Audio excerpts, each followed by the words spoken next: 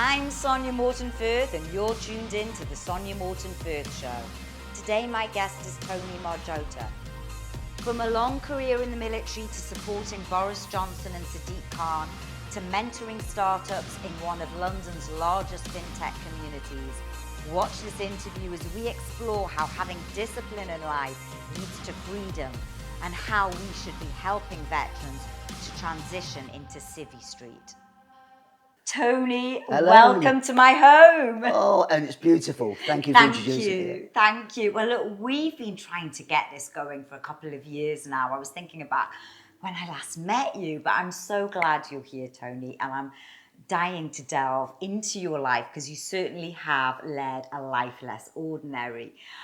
But before we get into today, can you tell my audience who you are and what you do now? Of course. So Tony Margiotta. What's my background been? I joined the military I'm an old man, 1978. Just on that. Go on. You do not, I couldn't believe it. Well, they're going to work it out now. I couldn't believe it when you told me your age. 61, yeah. I turned 61 in December. I'm a Sadiq. Well, Nice. You look amazing, and we're going to get into how you look so amazing as well a bit later Stand by on. for some secrets, right? Yeah, so I joined the military in 78. I went down to the careers office in Camberwell in South London, where I was born. In fact, I was born around Kennington area. And I remember signing up, and the guy that was sat there in the recruitment office, and I've heard this from some of the other people you've interviewed, happened to be in the Royal Regiment of Fusiliers, and they wear a red and white hackle. And he said, you know, I reckon you'll be a good Fusilier. You should join us if you get through the entry test, which I did. And I joined the Fusiliers, which was an amazing journey. I spent some 23 years within the Royal Regiment of Fusiliers, going up the rank system. I think I came down a few times as well. I lost my stripes a few times, as one does. But I ended up as a company sergeant major, and I left, I think it was in 2000. So I've been out now sort of 20 years, but what was the most interesting part was the fact that in the last 5 years, I ended up going down to Lympstone with the Royal Marines. I had to do my Green Beret course, and I became a senior instructor down at Lympstone on their senior command team, which was amazing, and it just opened my eyes to other stuff. So what are you doing now? Right, I often get this. So I left in 2020. 2020. Yeah, sorry, 2000. 2000. So it's 21 years-ish I've been out, and I've done so much. I think day one when I left, I had a big lump sum in, well, some people say not that much, but it was enough for me, a lump sum of money in the bank. I had some savings, and I thought, Civvy Street, what next?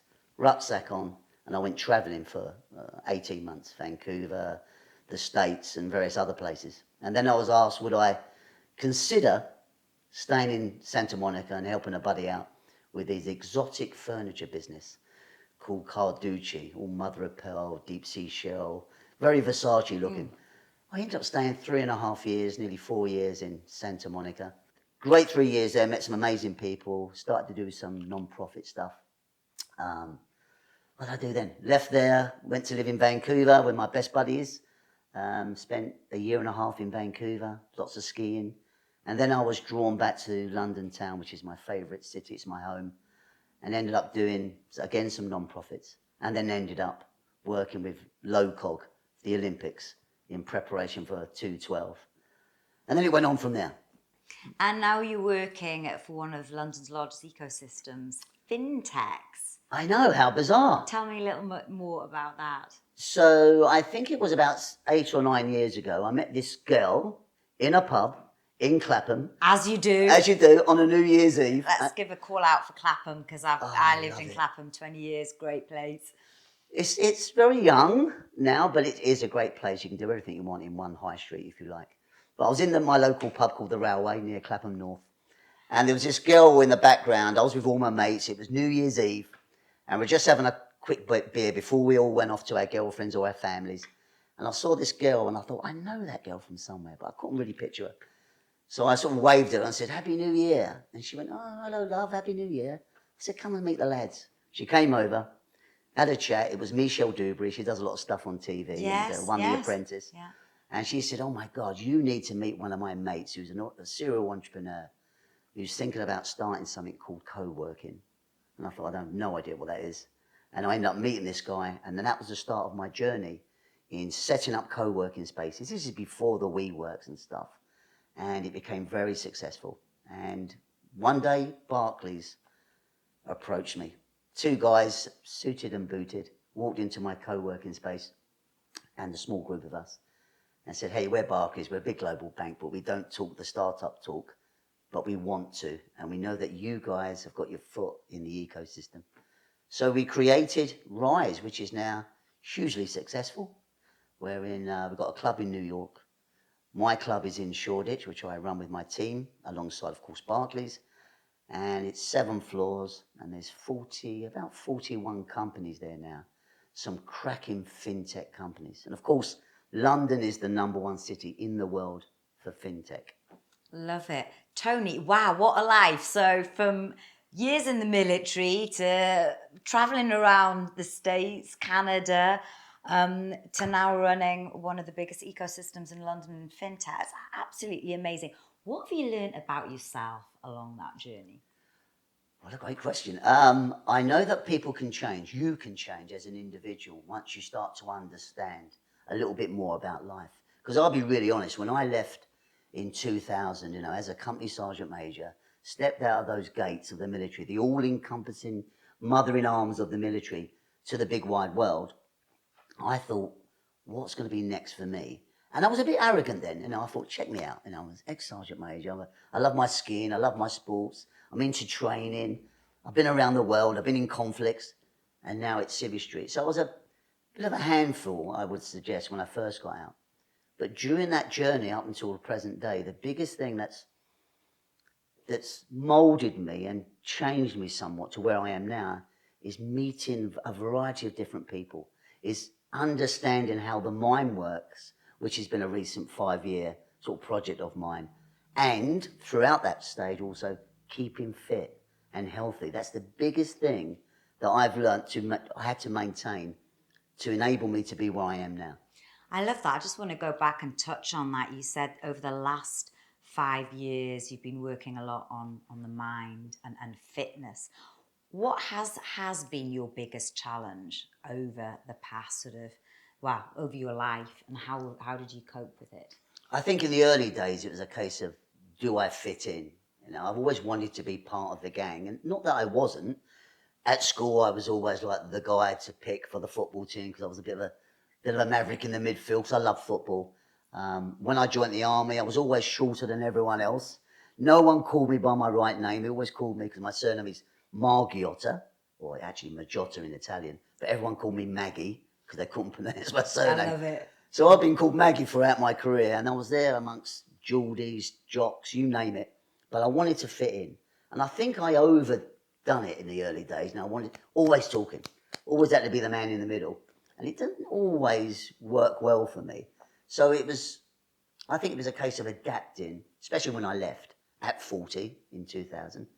I left and thought, I'm a bit of a handful. And people were telling me, you just need to calm down. It isn't as rushed as you think, life. And I started to develop different techniques by listening to people, whether it's podcasts, friends who I looked up to. Then I realised there's a whole new ball game out there when it comes to how one adapts themselves to life.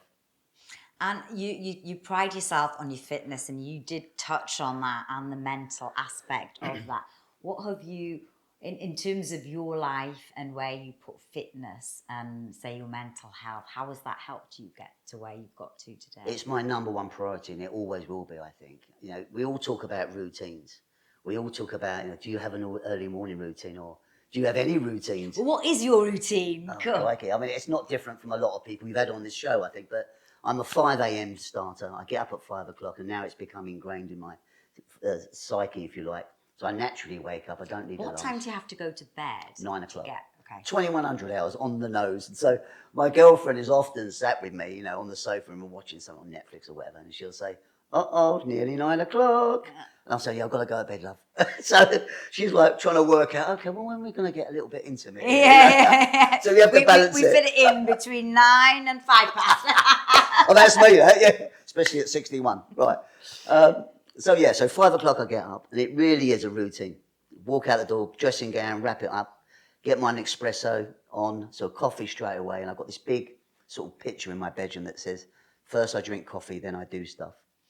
So I have my coffee, headset goes on, sit down, put on my meditation app, and it's 10 minutes. And it has to be a particular type of meditation app. So it's a guy called Sam Harris. He runs a thing called the Waking Up or the Wake Up app. It's just brilliant. I've heard a lot about Sam Harris. Neuroscientist, Really, atheist, just the man. And bear in mind, I used to be with Calm, because I know the owner of Calm, and they're a $1 billion company, right?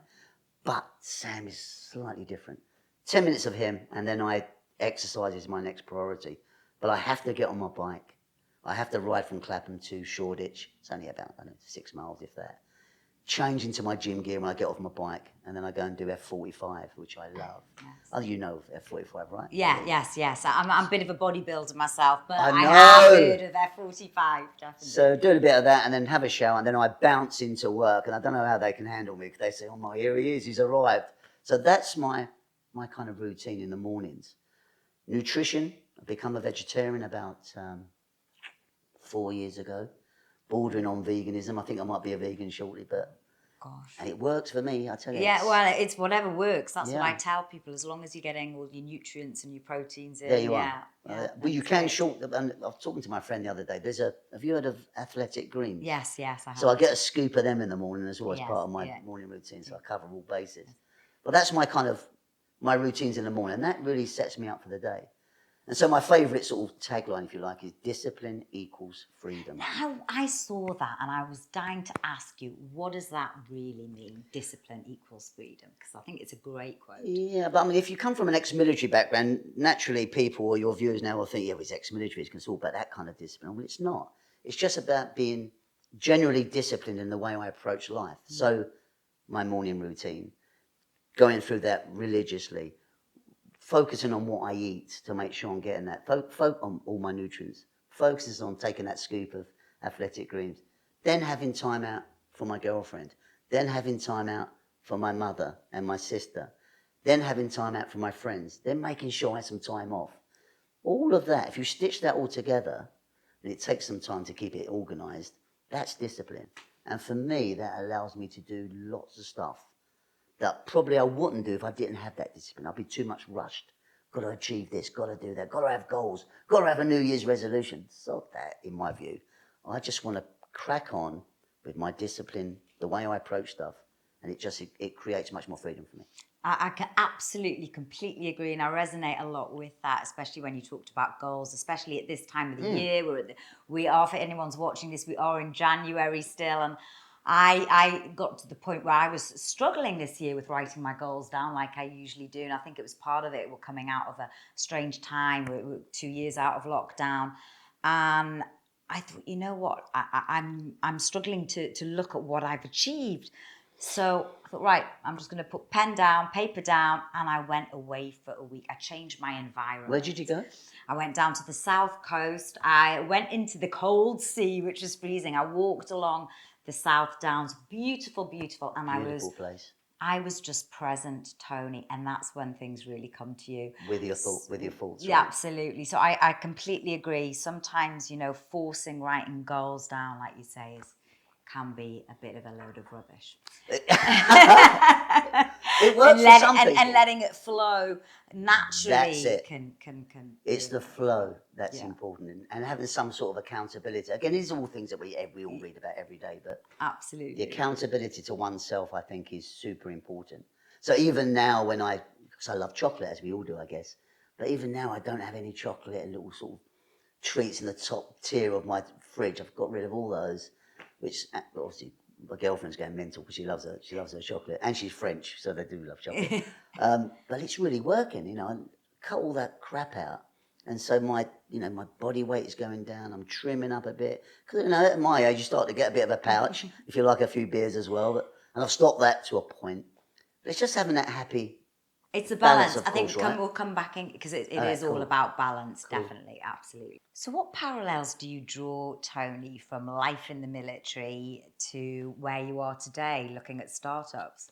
Now, that's a really great question, and there certainly is a lot of parallels. And I think, it's a good opportunity for me to say now that the amount of people I've met who are transitioning out of the armed forces, whether it's, girls on board ship, for the Navy now coming into Civvy Street, or ex-Marines or paras or engineers, they always say to me, what can I do in Civvy Street? They just don't know what opportunities are there for them. And there's so many. Invariably, they end up, historically, going into security.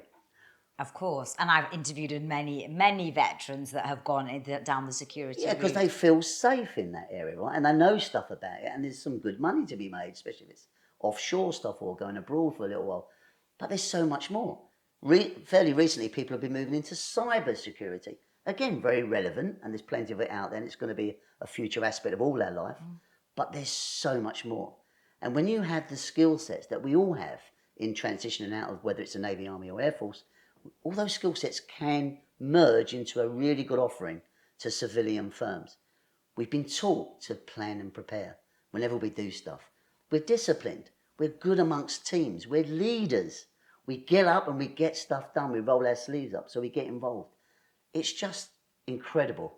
But people need to know that all you need is a quick 5 minutes or 10 minutes with somebody who's already gone on that journey Yes. when you're transitioning, and then you can then start to open up your search as opposed to being pigeonholed into security or cyber when there's so much more to do out there. I mean, having done 20 years in corporate life and having recently come out, well, over the last 10 years and become an entrepreneur, I could definitely see the skills in both sides, actually. But particularly in entrepreneurial life where you need discipline, I think, you know, you do need that focus to be a self-starter. And I guess veterans have that. I've seen non-veterans, they're not normal, but they're entrepreneurial, but entrepreneurs within the companies that I look after now, and there's 40 odd companies in Fintech in my building. You sometimes sit down with some of these leaders and they're up against it. They need to raise X amount of money. You can see them getting flustered, and you can see that their leadership during the day has changed somewhat, the way they relate to their teams. And I sit back often and I think, he just needs to chill a little bit. He needs to understand that's not the way you treat your team. If you want to get your business right to make that raise for the money, you need to lead differently. With ex-military people, when I've sat down with mates who are doing some cracking jobs at the moment in Civvy Street, and I look at them operating, it's a different kettle of fish. When they get up against it, facing adversity, and they've all been up against it, they change. They take a step back. They've got to be calm, right? There you are. They reevaluate. And they normally turn to their teams and say, hey guys, girls, what do you think about this next step? What would you do? As opposed to some of the entrepreneurial individuals I come across, some of the leaders, well, not that good leaders, tend to just make the decision and crack on with it and not stand back and have a chat with their C-suite, if you like, about their decision. Sometimes it is, you need to do that. You need to be cutthroat and make the decision. But I think in this day and age where things are changing so quickly, I think it's nice that we have a more of a level playing field in leadership and management, where we can chat amongst ourselves as we've been taught in the military. So what I've understood from talking to a lot of veterans is, you know, that they've spent their time in service, given up a lot for our country, and then they come out and they are not necessarily given the tools to equip them for what you accurately says is Civvy Street. Firstly, why do you think that is, and is there a solution for that? Yes, there is a solution for it. It's called Civvy Street. So we're about to launch, I don't know, I've told you about this, but I met up with a guy who's an ex-Marine, Hamish. He'll be watching this, and I'm sure you'll meet him. So Hamish is an ex-Royal, and he's still young. He's in his early 30s. Really smart lad. He got out of the Marines, and we just got introduced. Sat down, we chatted, and I brought my other mate in who's a very serial entrepreneur. He's not ex-military, but doing a cracking job. Derek, who runs a company called Pays Me. And we sat around the table with a few beers, and we started talking about the transition from the armed forces and what was Hamish's experience, which wasn't that good. What was my experience, which was not that bad back in 2000. But for the vast majority of people, we realised that it's not always the smoothest way of entering Civvy Street. And there's a number of reasons. And I think one of the main reasons is that they're not prepared. They don't aim off, the famous word we always say, statement, they don't aim off early enough before they leave to prepare themselves. There's an organisation, CTP, that looks after the transition for armed forces, and they've been doing it for years, and they modify every year, but it could be better. So we decided to get our heads together, bring in some think tanks, if you like, ex-military people who are doing really well. And we said, how can we make it better? So we're going to launch Civvy Street, which is a super app. So a one-stop app for all of the things that one would want to consider before leaving. So it's before, during and after service. So it will also be aimed at veterans who may have been out for 20 years. And if you imagine a wheel with all those spokes, every one of those spokes is going to be an element of what we offer. So there's going to be well-being, so financial and physical well-being. I was going to say that actually, Tony, because a lot of veterans that I've talked to have suffered from PTSD or mental health issues when they've come out. I'm not saying everybody has, but it has been there certainly, and especially now as we're going through, not just veterans, but just ordinary folk have been suffering because of, us, where we've been the last 2 years. Yeah. So I think that's a really important element on there. And that is one of our major spokes, but there's some fantastic organisations out there and charities really helping in that arena, amongst many other spokes that we cover. And so we will be signposting, of course, to the professionals, but no one has brought them all together in one place, not just on mental health, but on things like e-commerce and discounts for the military. I asked my mate, who's I think he'd done about 18 years in the Air Force, and he got out and we sat for a beer, I think it was about 2 months ago, and I said, what discounts do you use, being a veteran? He said, I get a few bob off the trains, and when I do long distance, and some stuff with Argos for the wife, and that's about it really. I said, do you know there's 1,467-ish, I've been counting them, different discounts, and it's still growing every day. That's available for the armed forces. He said, you're joking. But we've got those, and they're going to be on the app. Fantastic. So the beauty is you're sat there, whether you're on board ship, whether you're at home twiddling your thumbs about, I've been out 5 years now, what I'm going to do next. You go on the app, and on there you can say, I'm ex-military, or I'm still serving. What do I need to know? Well, it'd be nice to hang out with some buddies who left perhaps 3 or 4 years ago. So we're doing geolocation. So wherever you are, it will show you other veterans or other people in the armed forces, and you can grind it down, micromanage it down to particularly your Army, Air Force, whatever it might be, and you can connect to them. It's just, no one's done it yet, and there's different platforms out there that are doing a great job, but they don't bring it all into one place. That sounds great. When is this going to be released? Is it released? We're just raising money now. We're just finishing off our final product. So we're looking at the end of Q2, beginning of Q3. We're going to try and push it out now to all the networks. But the main effort for us is not to make money out of it. Of course, you need money to pay the wages, but it's about assisting people just before they leave and during that transition into Civvy Street. Wow, I think that's an absolutely amazing thing. You've led such an amazing life, and we've even just touched on a few of them. There is one part I would just like to mention that we haven't talked about, and I know you used to work for Boris, and we couldn't end this interview without actually talking about. What do you want to know? Some great parties. Cheese involved, obviously cheese and wine. You worked with Boris back when he was Mayor of London. Yeah. How do you think he's changed? Well, certainly when I was working for a wonderful organisation called London and Partners. They promote London to the world for a number of different verticals, and one of them is business. And when Boris was mayor, from my experience, yes, he was full of life, jumping around, high-fiving everyone. It was great energy. It was also great internationally. When it came to I was part of the team that took him to Tel Aviv. And we was over in Tel Aviv, and he had to get up on the lectern as London mayor, and he had the mayor of Tel Aviv there doing his bit, and then Boris did his bit. And it was wonderful. Everyone was high-fiving. It was great for international relationships at that level. So he was great for that. However, once he went into, I'm not going to knock him because I'm a Conservative, but we have to have someone holding the helm. But he has changed. I think, it's all about integrity. And I've always stood up and said, give him a chance. But right now, I think, there is no balancing act. I think, there has been a few parties, and I just think he needs to hold his hands up and say, you know what, this is what happened really. But he was great I believe, from when I took him internationally we took him abroad to Paris and as I said, television. He was great doing stuff there, but he has changed. He was a character. What's next for you, Tony? I mean, we've talked about Civvy Street. If you were to look back on your life, what do you think the next step will be? It's all about assisting veterans now. It's going to be my legacy. I think when I go wherever I go, hopefully we don't go anywhere with technology. Who says, you know, it could be eternal life. I love that word, legacy. I've got mixed views. Do you think it's important to have a legacy or to leave a legacy?